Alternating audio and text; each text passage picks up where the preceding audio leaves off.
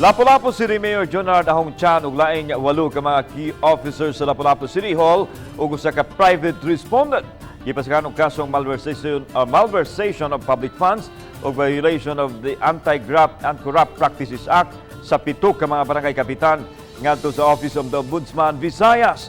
Siluan meron din adunay live report. May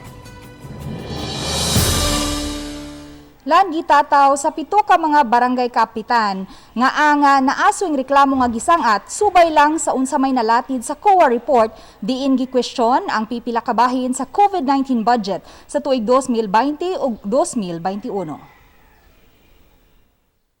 Pebrero 9, dihang gisangat nila ni ABC President Eduardo Quezon, Kapitan Eleanor Fontanoza sa Barangay Gunob, Kapitan Regina Ibanez sa Barangay Luok, Kapitan Triponia Abayan sa Tungasan, Kapitan Joselito Tibon sa Suba Basbas, Kapitan Reynaldo Tampo sa Kanhulaw ug Kapitan Rosalino Abing sa Barangay Maribago ang kasong malversation of public funds ug kalapasan sa Anti-Graft and Corrupt Practices Act sa Office of the Ombudsman Visayas. Sa maong reklamo, nalatid ang kapin sa 47,000 pesos nga COVID-19 budget, diin Kabahin niini ang 7 milyones pesos nga gahin alang sa non-food relief items ug 4,925,000 pesos nga alang sa mga supplies sa COVID-19 facility.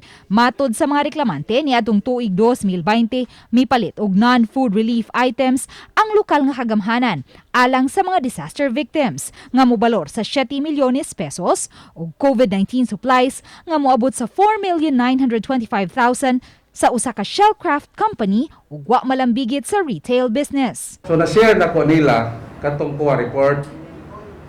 First, daghan sila mga comments ko. Ako ganahan ta ko nga ato ni file og kaso. Ilang kinsa may abogado ko. Dili na problema ng abogado. Importante lang kinsa may mo-join ako. Mo to naka dugang kog unom ka kapitan mo ning 7 ka kapitan ni file. Ang naasoing kompanya, gikatahong gipanag-iya sa suod sa mayor kansang asawa, naghupot oposisyon sa Tourism, Cultural and Historical Affairs Commission.